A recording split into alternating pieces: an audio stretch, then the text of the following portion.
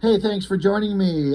Spawn issues 264 and 265. What the hell? This is a big jump. I've been doing the Spawn comics kind of slowly, but I started from issue 1, and I think I've only made it up to issue 9. So why am I jumping up to 264? Well, one, a lot of my favorite comic series I'm looking at, I'm going through in chronological order.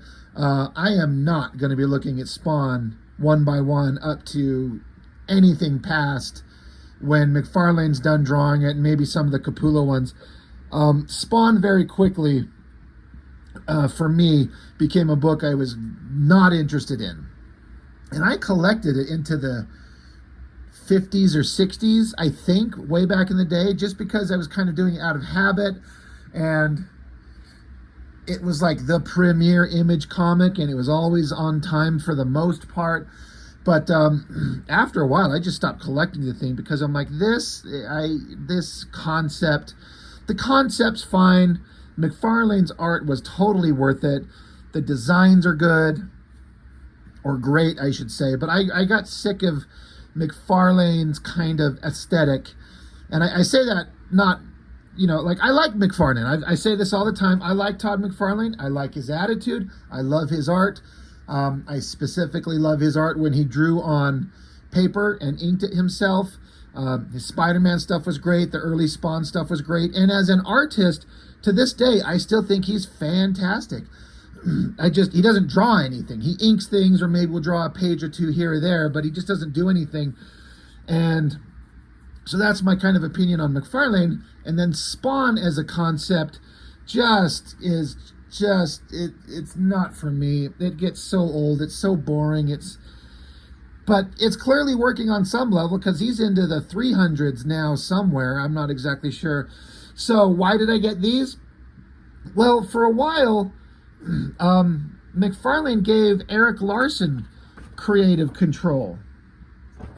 On some level, I want to say I feel like this has happened twice. And if some of you know, you can correct me.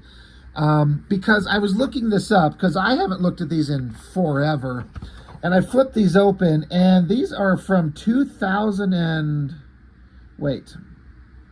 Okay, you know what? I'm sorry. I thought it said 2001. If you can see that right here. But that's a street address. I just saw that 2001. This is from 2016. So much more recent than I thought. I mean, I thought these were more recent. Anyway, the point I'm getting at is that McFarlane gave Erik Larsen like the opportunity to like come write and draw Spawn, which I kind of appreciate the idea of McFarlane being like, he always kind of wants to change up his book a little bit, and he'll bring on other creators and say, take my concept, stay within the sandbox I've created, but do something different. And Erik Larsen knows how to make a comic book, and he knows how to write, and he knows how to draw like a son of a bitch. So he brings in Erik Larsen, and let's do something different, I'm assuming is the idea. I seem to have an understanding that Erik Larsen bailed on the book not too long after, if I remember correctly, because of Todd McFarlane's constant interference and changing. If I remember correctly, I seem to remember something about Larsen kind of complaining that he would write and draw the thing, and then McFarlane would change shit and not tell Erik Larsen. And I find that to be kind of insulting to Erik Larsen. This is like an industry pro that you bring on to do your book, and Erik Larsen knows how to make a comic. And yes, it's Spawn, it's McFarlane's property, and he's ultimately in control of everything. He should be able to do whatever the hell he wants. But I feel like it's kind of insulting to bring on a guy and then make changes arbitrarily to the art or the story or whatever, and not consult the guy in charge, if that is the case, as I seem to remember hearing it. So if you know, let me know. If you watch my channel, I love Savage Dragon, and I'm a big fan of Erik Larsen's work on that book, especially in those first several years. I'm still collecting it to this day, but what's funny is I just kind of flipping through all my books and I keep finding issue after issue of recent copies of Savage Dragon that I've collected over the last 6, 7, 8 months, and I realize I haven't read any of them. I've flipped through them, but I haven't read them, and I keep coming back to this kind of realization that the character in the book and the creator aren't producing anything I find really entertaining anymore. And it's really unfortunate because I've collected every issue since day one. And I find it kind of hard to separate myself from the book and just kind of sever the ties and let it go. But I'm like, if I'm buying the book and I'm not reading it, what the fuck is the point? That's a whole other issue. That being said, I was way done with Spawn. Not interested in Spawn. But you bring Erik Larsen along, I'm like, I got to see what this is like. I got to see. So I gave it at least 2 issues. And as far as I know, these are the only ones I got. And it suffers from kind of the same thing. This is a Spawn story. Good Jesus Lord, do I not care what Spawn does.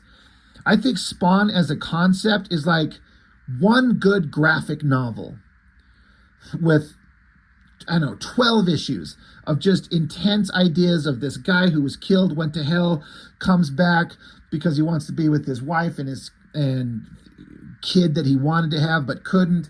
But then he's remade as a hell Spawn, blah, blah, blah. We all know the concept of Spawn. I feel like it's one big, awesome, giant graphic novel at best. But to go on for 300 issues, what the fuck are you going to say about this guy for 300 issues till the end of time? McFarlane wants him to be his brand, and it works. You know, it's just, I don't think there's longevity in it in a way that anyone really gives a shit about.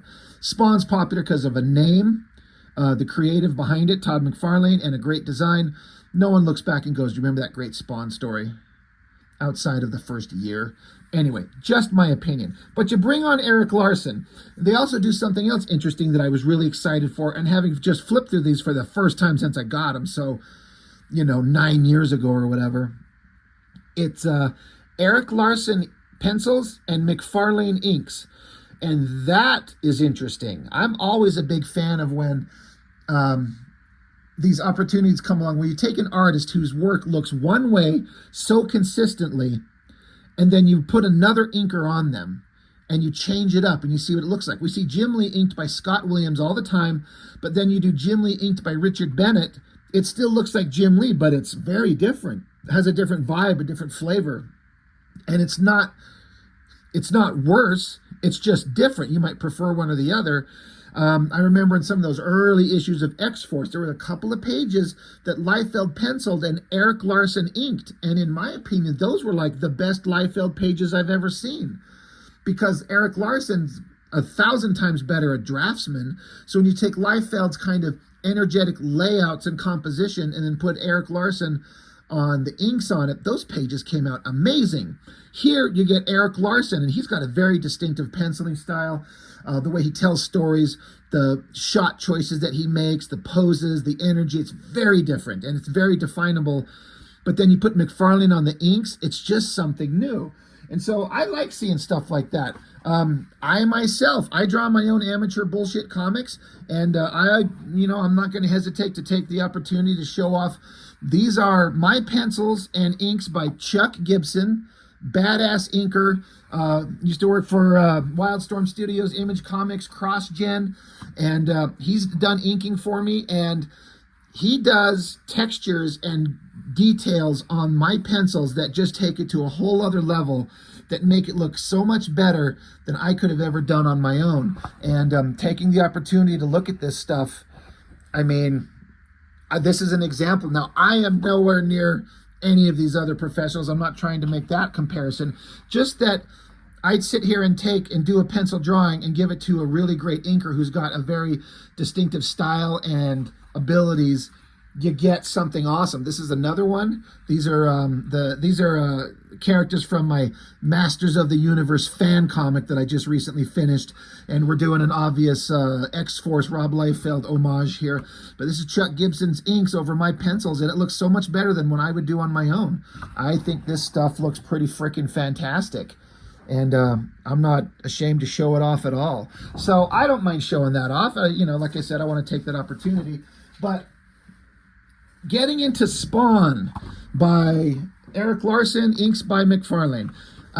I'm sorry. I had zero interest in trying to read this story again. I do not give a shit. I bet you there's gangsters, and I bet you there's monsters, and I bet you there's people running through dark alleys getting murdered in violent ways, and Spawn's going to show up and solve problems before he goes and sits down and cries or something like that, because that's what Spawn does. But I think this is going to be most interesting if you are very familiar with Erik Larsen's pencils, his storytelling, his shot choices and layouts. It's all very obvious Larsen, but then when you get McFarlane on inks, it's just this whole new thing. It's a new combination. It's neither just Erik Larsen nor Todd McFarlane, but that combination of the both of them.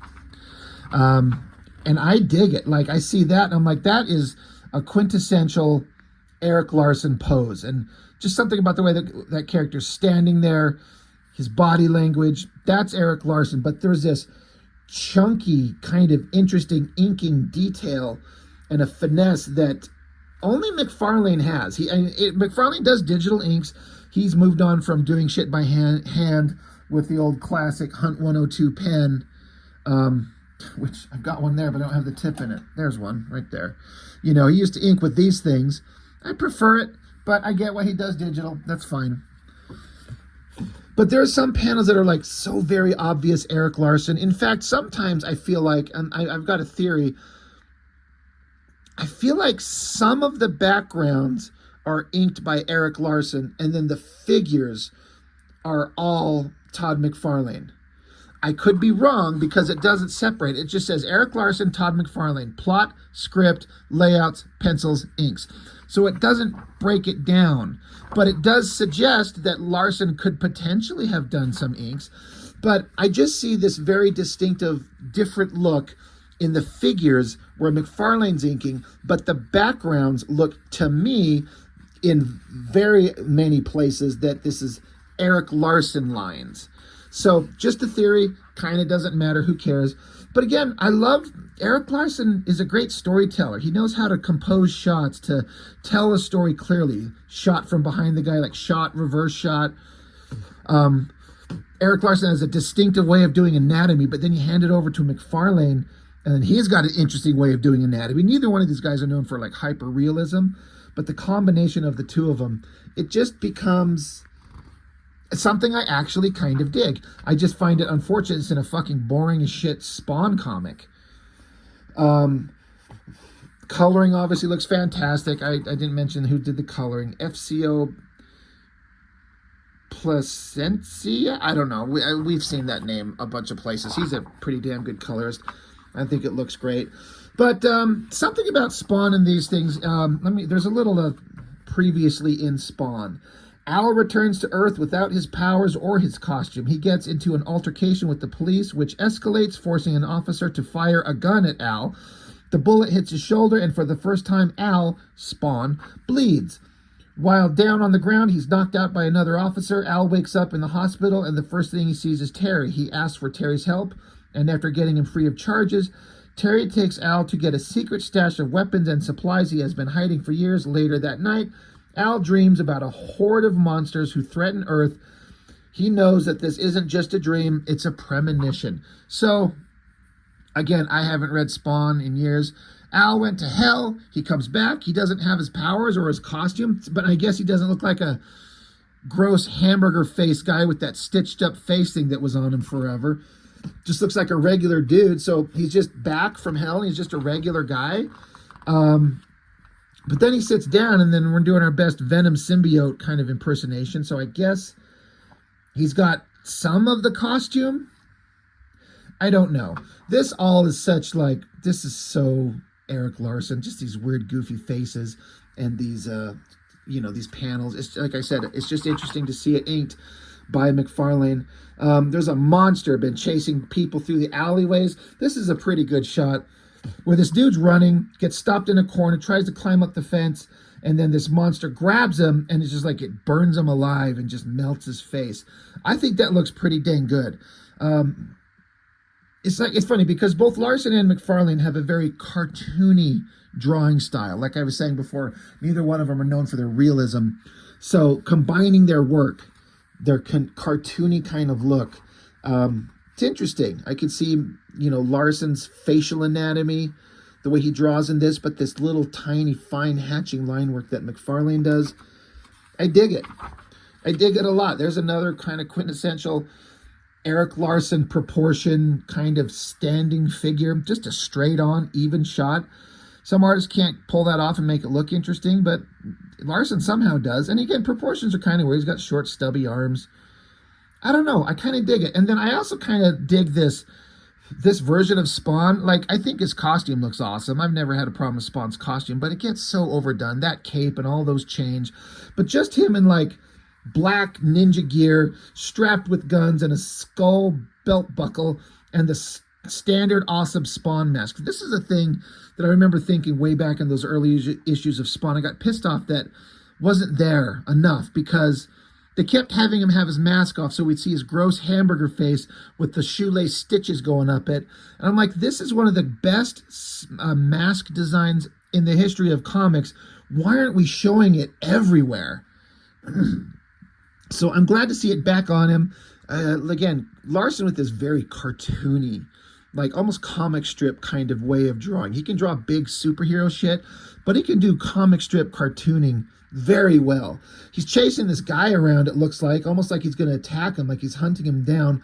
The story, as I've been saying, has been set up. There's this monster going around killing innocent people. So if you could probably tell, like, this is supposed to, like, be a setup where do we think Spawn's after this guy? But no, you flip the page.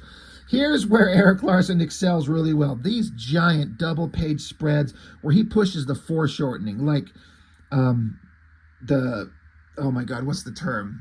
The forced perspective is the word I'm trying to get.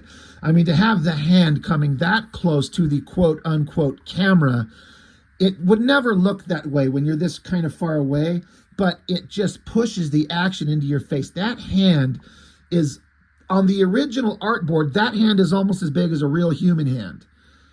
And I love it. Erik Larsen excels at this. And then I love this figure of Spawn back here. McFarlane's chunky, kind of weird, organic inking. His choices on the shadows. I dig it. I think this looks great. This creature's gross. He's like a mummy, a rotting corpse, but like a mouth in his chest.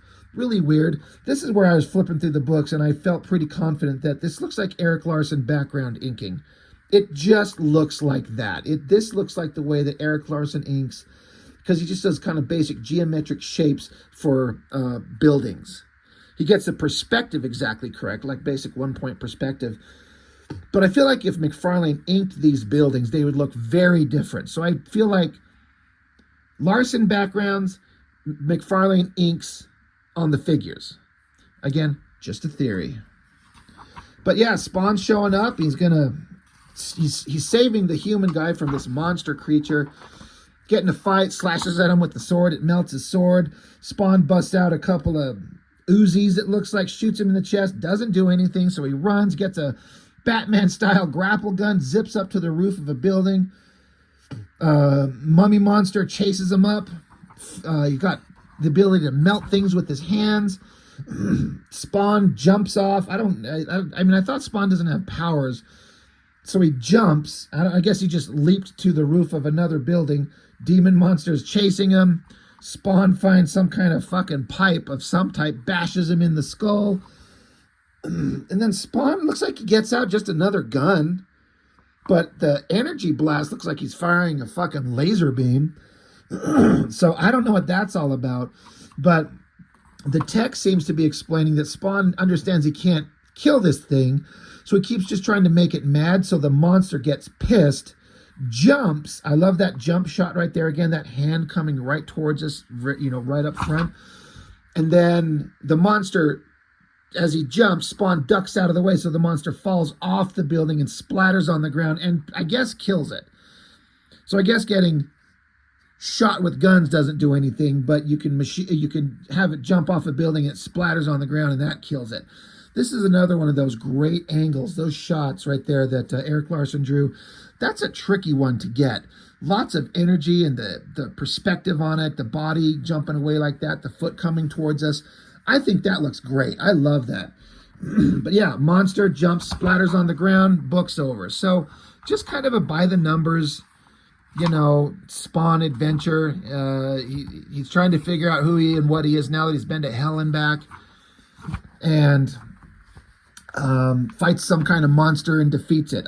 Before I move on to the next issue, you know, there's no denying that these Spawn figures that McFarlane's company produces, like, I have zero interest in owning some shit like this or paying what they cost, but that detail on this chainmail face and this armor for a statue, I mean, as a kid, if you would have told me some shit like this would have been available at that time, like, no way. But you see this stuff now. It's actually really epic.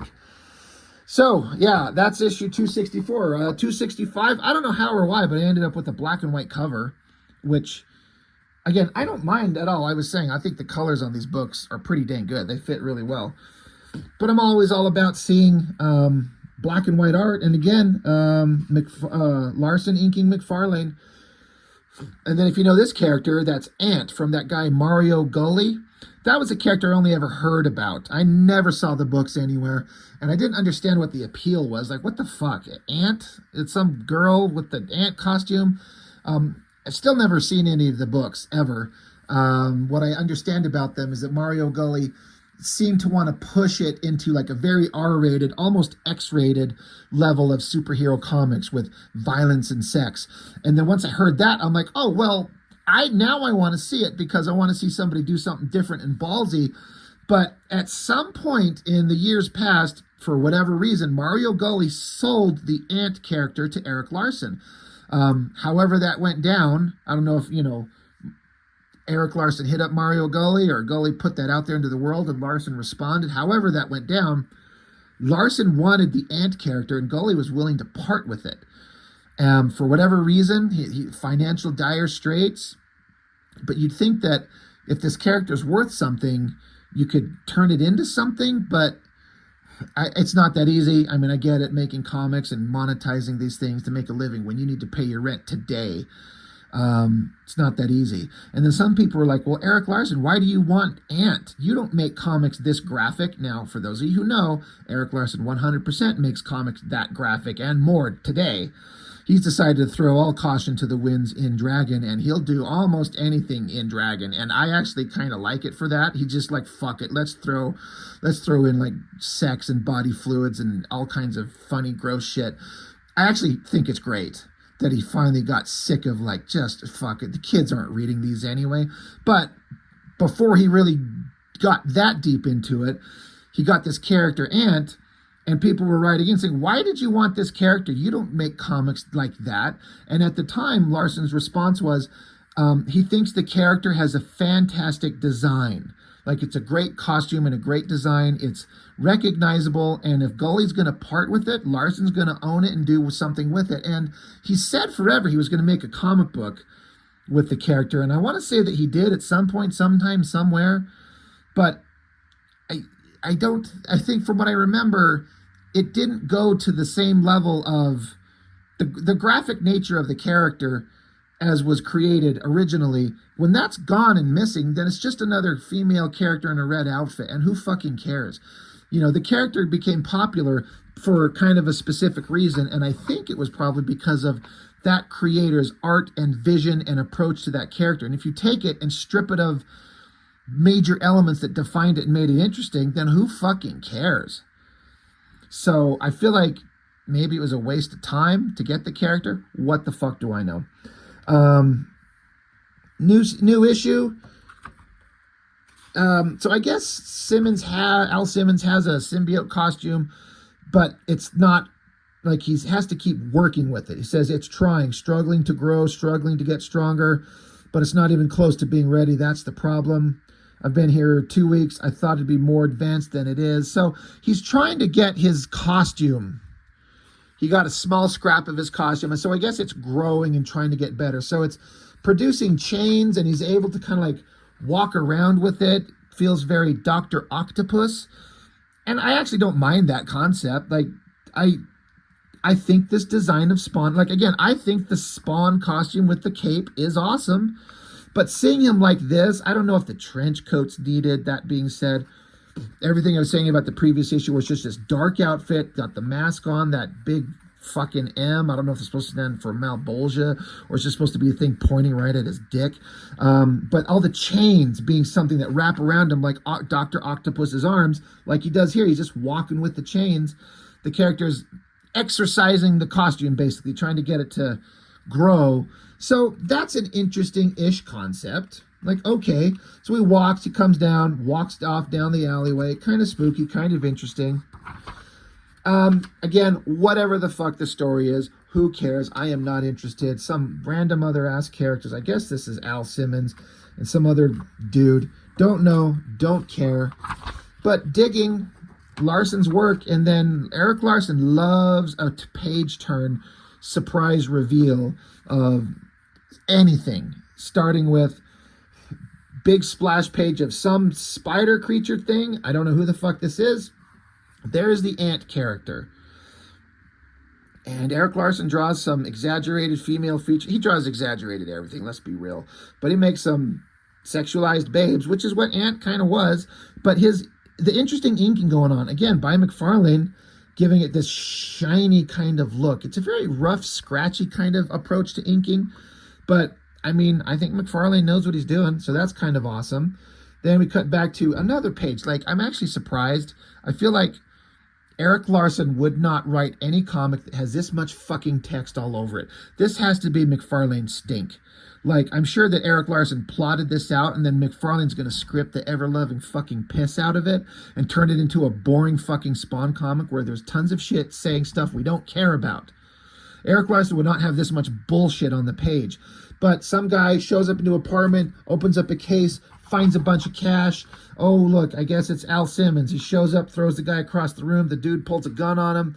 And Al Simmons is just a badass, takes the gun, shoves it in his throat, and tells him to deep throat it before he sticks his dick in him or something like that. Scares the kid, makes him run off. So we're showing that Al Simmons is still a badass without the costume, and he's not without heart. He's not going to kill a motherfucker. Great. Lessons learned. Let's get back to Ant, like the chick, the basically naked chick in a red outfit, jumping around. Wild Erik Larsen proportions. I dig it. And I don't know who this spider guy is supposed to be, but he literally shoots webbing and captures her. I guess Spawn hears some shit outside, so he's got to go do some Spawn shit. Gets down to the ground. Things are exploding. The ant chick's getting the shit beat out of her. There's Spawn. He shows up. He's like, hey, babe in the red outfit, what's going on? And talk, whatever. They go down into the sewers because that's a good place to go fight monsters. Why not? Big, awesome double page spread. There it is. Looks awesome. Don't know who the fuck this thing is. Don't care. Interesting, like giant round tunnel perspective going in the distance there. Ants jumping around, Spawn showing up, bunch of radioactive tubes of shit. I wonder if the turtles are down here. That'd be awesome. But let the fighting commence. So again, I'm not really super interested in the story. Spawn fights the spider thing. Chains are helping him out. He's getting stronger, but he's not as strong as he used to be. Erik Larsen knows how to compose a big, energetic action fight, even if it's just your basic 6-panel grid layout. And there's not like a big giant anchor image, you know, like there has to be the big, awesome, badass shot. It's just simple fight choreography, and it works. And all the energy in all those panels is pretty epic. I mean, when Erik Larsen wants to punctuate something, it's almost like an intentional, like, he lulls you into a false sense of, like, small panels, even smaller panels, but then you flip the page for the impact, boom, Ant shoves a spike through the guy's chest and explodes blood everywhere. So it kind of is like an interesting storytelling technique to slow it down visually a little bit and then boom, you know, throw in something like that. It works. There's something to be learned from the pacing that he did here. And Spawn's like, hey, thanks for the help. And Red Ant Chick's like, blah, blah, blah, blah, blah. Who cares what she says? I don't care. And blah, blah, blah. He should help out Ant. They need help with stuff. And then she crawls away and the story's over. Okay, well, I mean, again, pretty by the numbers thing. It's all fine. And what else? Nothing interesting. So, yeah. Spawn, not my favorite thing ever in the world, but given these kind of a shot, to see what Larsen inked by McFarlane would look like. Artistically, I was not disappointed. But Spawn, I'm always disappointed because it's just not for me. I don't dig this shit at all. But, you know, it was fun to look at, and I haven't looked at these in years and years, so it was kind of neat to get to revisit them. They'll probably never get looked at ever again. I don't know. But anyway, I guess that's all I got. Spawn 264 and 265. That's all I got. Thanks for watching. I appreciate it. See you next time.